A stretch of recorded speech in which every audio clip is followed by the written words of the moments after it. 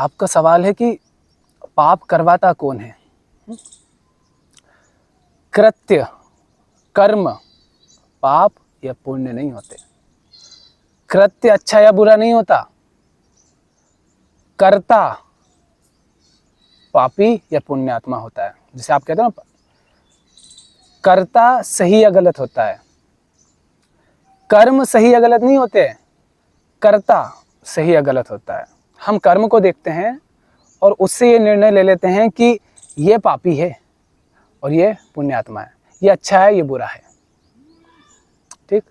हम इंसान के वस्त्र देखते हैं, अरे इसने ये वाले वस्त्र पहने, अरे ये तो साधु जी, अरे ये संत है, अरे ये महापुरुष है, अरे ये ज्ञानी है, एक विशेष तरह के पहन लिए। आपने क्या देख करके उनको प्रणाम किया? क्या देख करके आप उनके सामने झुक गए? बाहरी पहनावा। आपने उसके वस्त्र देखे, उसका व्यवहार देखा। व्यवहार तो कोई भी नकल कर सकता है। आपने उसके शब्द सुन लिए। बात, व्यवहार, कर्म कुछ भी पाप या पुण्य नहीं होते हैं। कर्ता कौन है? कर्ता यदि अहंकार है तो वो जो भी करता है सब पाप ही है। और कर्ता यदि बोध है, कर्ता यदि प्रेम है, कर्ता यदि आत्मज्ञानी है तो सब पुण्य ही है। आत्मा से जो भी आए सब पुण्य, अहंकार से जो भी आए सब पाप। बताओ, आपसे सवाल पूछता हूं। एक व्यक्ति मंदिर में आरती उतार रहा है, भजन गा रहा है, तालियां बजा रहा है। उसको देख करके वैसे ही जवाब देना जैसे कि साधारण स्थिति में आप जीते हो, है ना। उसको देख करके आप क्या कहोगे कि ये व्यक्ति अच्छा है या बुरा है? अच्छा है। अच्छा है, यही कहोगे ना। ठीक। मैं कहूं कि वो एक व्यक्ति की हत्या करके उसका प्रायश्चित करने के लिए यहां आया है, अब क्या कहोगे? बुरा है।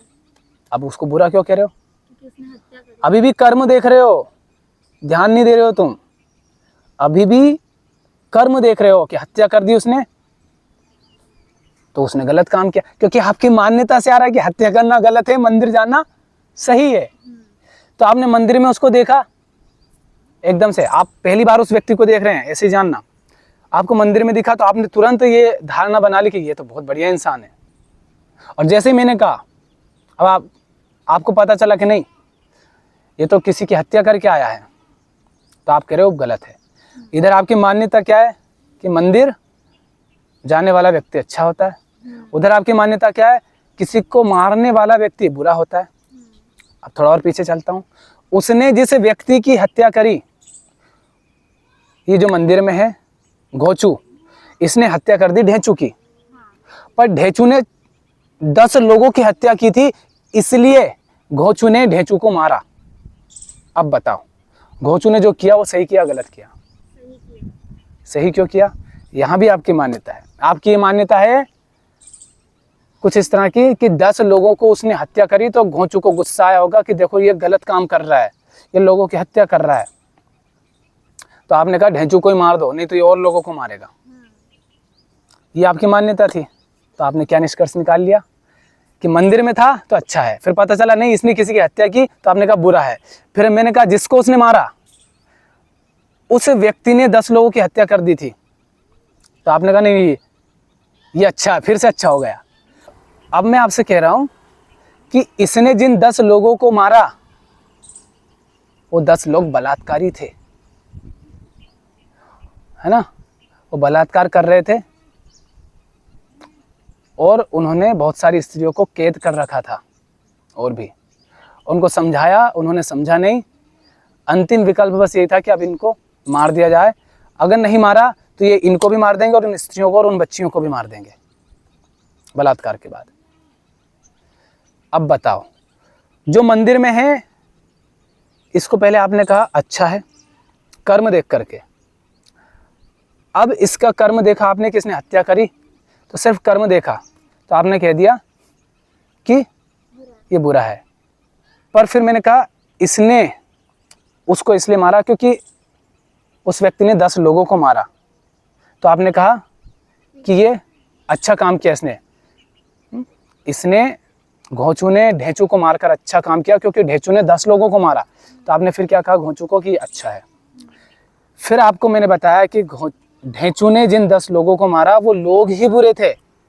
ढेंचू ने भले ही 10 लोगों को मारा, पर उसने 10 लोगों को इसलिए मारा क्योंकि वास्तव में वो लोग गलत थे। अब ये बात हम यहाँ पे खत्म कर रहे हैं, तो ये चेन बनती जाएगी, है ना। हम स्वीकार कर रहे हैं कि वो जो लोग थे 10, वो बलात्कारी थे, वो हिंसा कर रहे थे, जबरदस्ती कर रहे थे, शोषण कर रहे थे, उन बच्चियों को मार रहे थे, तो वो गलत थे। और ढेंचू अकेला था, लेकिन फिर भी किसी तरह उसने उन 10 लोगों को पहले समझाया, जैसे कृष्ण दुर्योधन को समझा रहे हैं। पर वो नहीं समझे, तो अंतिम विकल्प था कि इनको मार ही दिया जाए, तो उसने उनको मार दिया। तो यहाँ पर ढेंचू ने जो कर्म किया वो सही केंद्र से किया। उसने अशांति फैलाने के लिए, हिंसा करने के लिए, किसी की हत्या करने के लिए उनको नहीं मारा। उसने इसलिए मारा ताकि ये जो हिंसा फैला रहे हैं वो हिंसा बंद हो। जिनकी हत्या हो जाएगी इनके द्वारा, 10 से भी ज़्यादा लोग हैं, और वो तो 10 नहीं, अगर एक व्यक्ति भी है और वो सही है, निर्दोष है, उसकी खातिर 10 हत्यारों को, हिंसकों को मारना पड़ रहा है, तो वो गलत नहीं है। तो ढेंचू ने 10 लोगों को सही केंद्र से, बोध में, उचित समय पर उचित निर्णय लेकर के उनको मारा। तो ढेंचू ने जो किया वो सही किया कि गलत किया? सही किया। पर ढेंचू को घोंचू ने इसलिए मार दिया क्योंकि ढेंचू ने 10 लोगों को मारा था। घोंचू ने जो किया, उसने जो किया वो क्या सही किया? उसने वास्तव में गलत किया, क्योंकि इसने गलत केंद्र से वो कर्म किया, अज्ञान में वो कर्म किया। उसने जाना ही नहीं कि हाँ। इसने क्यों मारा है। उसने कर्म को देखा, कर्ता को नहीं देखा। उसने जानना नहीं चाहा, भाई तूने क्यों मारा, क्या आवश्यकता पड़ गई ऐसी, क्या इमरजेंसी थी, क्या जरूरत थी ये सब करने की। उसने कर्ता को नहीं देखा। कर्ता का पता कैसे चलेगा? सीधे सीधे नहीं, कर्ता का पता चलेगा आपकी कामना से, आपके उद्देश्य से। जो कर रहे हो उसके पीछे उद्देश्य क्या है, कामना क्या है? मेरा उद्देश्य है कि शांति हो, और शांति के लिए आवश्यक है कि ये जो मस्ती कर रहे हैं ये बंद हो। शोर हो रहा है बहुत, क्यों? क्योंकि डीजे बज रहे हैं, मैं पढ़ नहीं पा रहा हूं। और पढ़ना माने जानना, जीव के लिए उसकी जरूरत है। तो शोर बंद हो, इसके लिए अगर शोर बंद करवाना पड़ रहा है, उसके लिए अगर इनको हटाना पड़ रहा है तो हटाऊंगा। इसी तरह हिंसा ना हो, मैं अहिंसा का पुजारी नहीं हूं, मैं हिंसा नहीं करना चाहता। और हिंसा गलत है क्योंकि तुम दूसरे का शोषण कर रहे हो, दूसरे जीव के साथ गलत कर रहे हो। तो अगर इनको मारना आवश्यक था तो मार दिया। कृष्ण कह रहे हैं युद्ध जरूरी है अर्जुन, करना तो पड़ेगा। तो कृष्ण ने गीता ज्ञान दिया 800-700 श्लोक का, चाहे उसके लिए ज्ञान देना पड़ा तो ज्ञान दिया, पहिया खुद उठाकर कुछ दिखावा करना पड़ा तो दिखावा किया, पर युद्ध करना पड़ेगा। चालाकियां दिखाई युद्ध में, करेंगे, क्योंकि जो केंद्र सही है, सही केंद्र से जो भी कर रहे हैं सब सही है। केंद्र अगर बोध है, प्रेम है, शांति है, मुक्ति है, होश से आ रहा है अगर कर्म, तो सब सही है। और वही अगर अहंकार से आ रहे हैं, अज्ञान से आ रहे हैं, बोध से आ रहे हैं, तो सब पाप है। आप पूछ रहे हो ना कि पाप कौन करवाता है? आपका अज्ञान, आपका अहंकार पाप करवाता नहीं, वही पाप है। कृत्य पाप नहीं होते हैं। देखो ना कैसा भ्रम हो रहा था अभी हमने बात के उदाहरण से। ऐसा भ्रम होता है कर्मों से। तो कर्ता को देखो, कर्ता कौन है अपने अंदर। अब अपने कर्मों को मत देखो, अपने अंदर कर्ता को देखो। कर्ता कौन बना बैठा है? कहाँ से कर्म आ रहे हैं, कहाँ से विचार आ रहे हैं, जो कुछ भी है कहाँ से आ रहा है? मेरे शब्द सही केंद्र से आ रहा है, कोई समस्या नहीं। घोंचू ने अज्ञान से संचालित होकर मारा, तो भी ये पाप है। उसका मंदिर में जाना भी अब पाप है, चाहे वो प्रायश्चित के लिए जाए, चाहे भजन कीर्तन के लिए जाए, क्योंकि ये पापी है, अज्ञान में जी रहा है, ये अहंकार में जी रहा है। मान लो कि घोंचू उन 10 लोगों का दोस्त है, तो उन 10 लोगों को मार दिया, मतलब घोंचू के दोस्त को ढेंचू ने मार दिया, इसलिए घोंचू ने ढेंचू को मार दिया। ये भी अहंकार है, क्योंकि भाई तू भी गलत, तू भी हिंसा कर रहा है, तेरे दोस्तों ने भी हिंसा फैलाई, तो उनके पक्ष में। तो दुर्योधन के पक्ष में जितने थे, होंगे तुम गुरु, होंगे तुम पितामह द्रोणाचार्य, होगा तुम्हें ज्ञान शास्त्रों का। वो क्या खाक ज्ञान है? कौन सा आत्मज्ञान? कौन सा बोध तुम्हें? किताबें रट लेने से तुम ज्ञानी थोड़ी ना हुए, बहुत हुए। पोथी पढ़ पढ़ जगमुआ पंडित भयानक होए। पोथी पढ़ लेने से ज्ञानी नहीं हो जाते, गुरु नहीं हो जाते।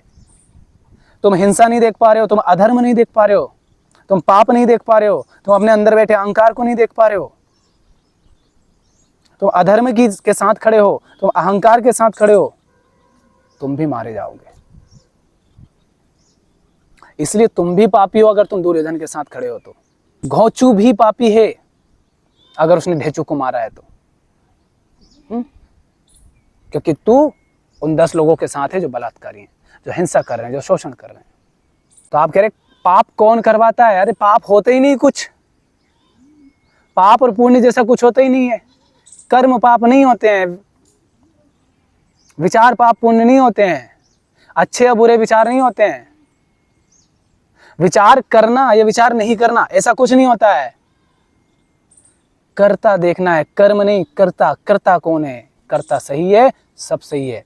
विचार अच्छे बुरे नहीं होते, विचार कर कौन रहा है। विचार को रोकना नहीं है या विचार करना नहीं है। विचार कर भी रहा है तो कौन कर रहा है, विचार को नहीं कर रहा है तो कौन नहीं कर रहा है, यह महत्वपूर्ण है। कर्ता महत्वपूर्ण है। कर्ता यदि अहंकार है, मैं है, अज्ञान ही अहंकार है, खुद को नहीं जानना ही अहंकार में जीना है। तो अगर अबोध में, अज्ञान में कुछ भी आ रहा है तो वो पाप है। तो पाप किया नहीं जाता है, पापी होता है बस। या तो तुम पापी हो या फिर तुम पुण्य हो। अभी साधु संतों को, जिनको हम कहते हैं, वैसे कपड़े पहनकर कोई तुम्हारे यहाँ से निकल रहा है, दाढ़ी मूछ है बड़ी बड़ी, बड़े बड़े बाल हैं, उस वैसे वस्त्र पहन लिए, मान लो जिस भी रंग के हो, तुम उनके सामने झुक गए। तुम्हें कैसे पता कि वो सचमुच संत है? कर्ता को देखा तुमने? नहीं ना। कर्ता जो दिखाया वही देखा हमने। उन्होंने जो दिखाया वही देखा आपने, और वो कुछ भी दिखा सकते हैं।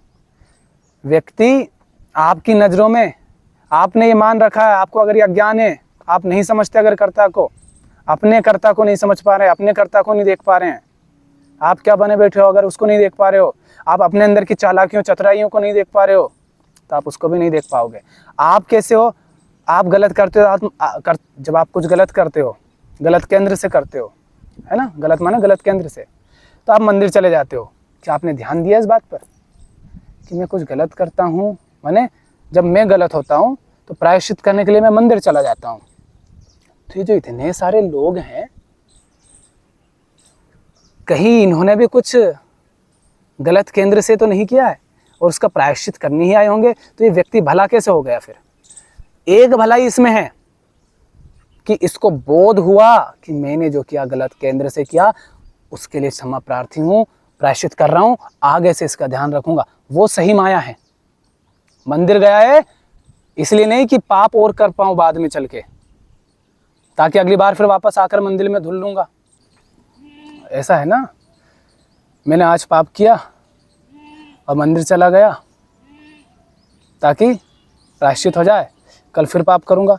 इस नियत से अगर मंदिर जा रहा हूँ तो ये मंदिर का मैं गलत उपयोग कर रहा हूँ। मंदिर माने माया, प्रकृति का गलत उपयोग कर रहा हूँ, गलत संबंध बना रहा हूँ। पर अगर मंदिर में ये जा रहा हूँ कि मुझसे सचमुच गलती हुई है, अज्ञान में हुई है, मगर मैं इसको दोहराना नहीं चाहता, इसका प्रायश्चित भी करना चाहता हूँ, तो ये सही केंद्र से तुम मंदिर जा रहे हो। पर 2 लोग हैं, मान लो घोंचू और ढेंचू दोनों गए। एक इसलिए जा रहा है ताकि दोबारा गलती ना हो, जानने के लिए, समझने के लिए, क्योंकि मंदिर में जो बैठा है वो ज्ञानी है, उससे जानूंगा, समझूंगा। और एक जा रहा है बस इसलिए ताकि अगली बार फिर करूँ और फिर प्रायश्चित कर लूँ। तो दोनों आपको एक साथ दिखेंगे, पर अगर आप उनके कर्म को देखेंगे कि दोनों मंदिर गए हैं, भजन गा रहे हैं, तालियां बजा रहे हैं, घंटी बजा रहे हैं, आरती उतार रहे हैं, चढ़ावा चढ़ा रहे हैं, तो गलती हो जाएगी ना देखने में। कर्म को नहीं देखना है। मंदिर जाना पाप भी हो सकता है, पुण्य भी हो सकता है। सही केंद्र से जा रहे हो तो पुण्य है, सही केंद्र, गलत केंद्र से जा रहे हो तो पाप है। कोई गंगा नहा कर आया और गंगा में इतने लोग नहाते हैं, मैं तो ये कहता हूँ गंगा किनारे बड़े साधु संत रहते हैं, रोज नहाते हैं। तो मैं उनसे पूछता हूँ, भाई कितने पाप करते हो, ऐसे कितने पाप करते हो जो रोज नहाना पड़ रहा है तुम्हें? क्योंकि तुम्हारी मान्यता तो यही है कि गंगा पाप धुलती है, गंगा नहा के आते हैं चलो।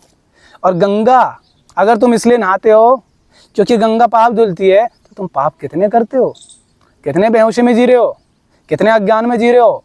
या अहंकार छोड़ दो ना, रोज रोज का झंझट ही खत्म नहीं। अहंकार को बचाए रखना है, चाहे उसके लिए रोज नहाना पड़े। तो वो नहाना भी पाप हो गया। नहाना भी पाप है, गंगा नहाना भी पाप है। और सही केंद्र से गंगा नहीं नहाओ, केंद्र सही है और नहीं नहाओ तो भी कोई फर्क नहीं पड़ता। रोज सुबह 4 बजे उठ करके नहाते हो, पूजा आरती घंटा घंटाल सब करते हो, किसी काम का नहीं अगर केंद्र ही गलत है, सब अज्ञान में कर रहे हो तो सब व्यर्थ है।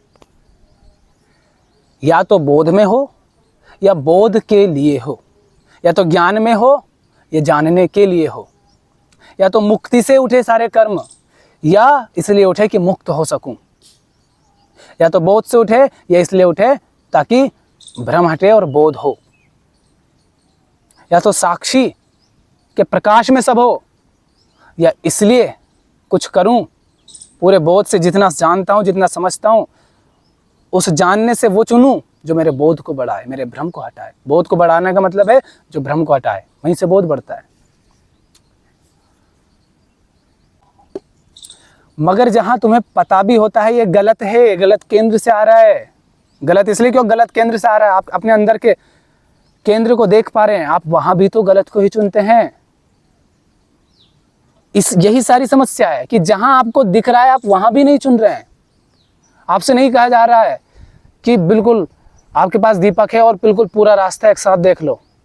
आपसे बस इतना कहा जा रहा है आपके पास छोटू सा दीपक है ना, आपको अगले 2-3 कदम तक का रास्ता दिख रहा है ना, वहां तक बढ़ो, वहां बढ़ जाओगे आगे का और दिखेगा, और तब तक सुबह हो जाएगी, बहुत आगे पहुंच जाओगे, फिर प्रकाश ही प्रकाश है। पर तुम 2 कदम भी तो नहीं बढ़ा रहे हो। आपका क्योंकि तर्क हो सकता है ना, मैं तो साक्षी हूं नहीं, मतलब मैं तो पापी हूं, अहंकार हूं, तो मुझसे तो जो भी होगा कर्म ही पाप ही होगा, तो मैं तो मुक्त ही नहीं हो सकता क्योंकि मैं तो जो भी करूंगा पाप ही करूंगा। कोई थोड़ा बहुत चतुर चालाक हो तो वो दे सकता है, या कोई थोड़ा बहुत ज़्यादा ज्ञानी भी हो तो वो भी दे सकता है तर्क, है ना। बात यह है कि जितना जानते हो, जहाँ दिख भी रहा है कि क्या उचित क्या अनुचित, क्या वहाँ चुन रहे हो। अगर वहाँ चुन रहे हो तो उस चुनाव के कारण ही आप बेहतर हो जाएंगे, उस चुनाव के कारण ही आप पापी नहीं रहे। तो आपका जो सवाल है कि अगर हम सिर्फ साक्षी हैं तो फिर पाप कौन करवाता है हमसे, हमने पूरी चर्चा में क्या देखा, आप साक्षी हो नहीं, साक्षी आपकी संभावना है। आप जो स्वयं को मानते हो, जो बने बैठे हो, वो अहंकार है, वो साक्षी नहीं है। अहम शून्यता ही साक्षी है, ठीक। और आप कह रहे पाप करवाता कौन है, तो हमने कहा कर्म कृत्य पाप नहीं होते हैं, कर्ता पापी होता है ना। कर्ता सही या गलत होता है, कर्म नहीं। तो अपने अंदर बैठे कर्ता को देखो, उस कर्ता से जो भी आता है कर्म, व्यवहार, संबंध, काम, चुनाव, निर्णय, अगर कर्ता सही है तो सब सही है, कर्ता गलत है तो सब गलत है। कर्ता सही कब है, जब वो सब कुछ बोध से आता है, जानने से आता है, मुक्ति के लिए आता है, इसलिए नहीं आता, लालच से नहीं उठ रहा है, बोध से उठ रहा है। भय या वासना के कारण कोई कर्म नहीं कर रहा हूँ, ज्ञान में कर रहा हूँ, जानने में कर रहा हूँ। किसी से संबंध वासना से उठ रहा है, वासना के कारण किसी से संबंध बना रहा हूँ और नाम दे रहा हूँ प्रेम का, गलत केंद्र से आ रहा है ना, वासना से आ रहा है। तो ये नहीं कहा जा रहा कि वासना से आना चाहिए कि नहीं आना चाहिए, तुमसे कहा जा रहा है पूरे बोध में जानते हुए सहज स्वीकार करो कि हाँ ये जो संबंध है वो वासना से आ रहा है, और संबंध का आधार अगर वासना पर है तो उसको वासना का ही कहो और स्वीकारो, उसको झूठ मत बोलो, जो है उसको वैसा ही देखो। देख लिया कि इसमें जहर है तो ये पियोगे नहीं फिर। पर हाँ, समस्या ये हो जाती है कि आप अपने बंधनों को जिम्मेदारी और कर्तव्यों का नाम दे देते हैं। अपने कुकृत्यों को धर्म का नाम दे देते हैं। मोह ममता और लगाव को आप प्रेम का नाम दे देते हैं। लालच को आप ज़रूरत कह देते हैं। भय को आप मजबूरी कह देते हैं। इस तरीके से आप स्वयं को मूर्ख बनाते हैं। समस्या यह है, स्वयं को मूर्ख बनाना बंद करो ताकि अहंकार गले, और अहंकार गलता है तो साक्षित्व अपने आप आता है। अहंकार का नहीं होना साक्षित्व है बस। तो बात साक्षी की मत करो, बात अहंकार की करो। ठीक। अगला प्रश्न भी इसी से जुड़ा हुआ है, जो 4 प्रश्न और हैं। जैसे दूसरा वाला है, साक्षी हैं अगर हम तो क्या हमारे हाथ में देखने के अलावा क्या कुछ भी नहीं है? कोई कर्म नहीं, जब सब कुछ ही खुद ही हो रहा है। अगर ये बात बैठ गई मन में कि हम सिर्फ साक्षी हैं, तो फिर आदमी तो कुछ करेगा ही नहीं। जब होगा तब होगा। अगर सब खुद ही हो रहा है तो हम एफर्ट क्यों करें, प्रयास क्यों करें? और भी आगे, तो ये जो आगे की चर्चा है इस पर हम आगे बात करेंगे। आज के लिए इतना ही। इस पर ध्यान करो, जो बात हमने की उसको समझने का प्रयास करो, है ना? यही माया का सदुपयोग है, यही ध्यान है कि जो हमने चर्चा की अब इस पर आप ध्यान करो, इसको देख पाओ और इसको जीवन में उतर जाने दो, है ना?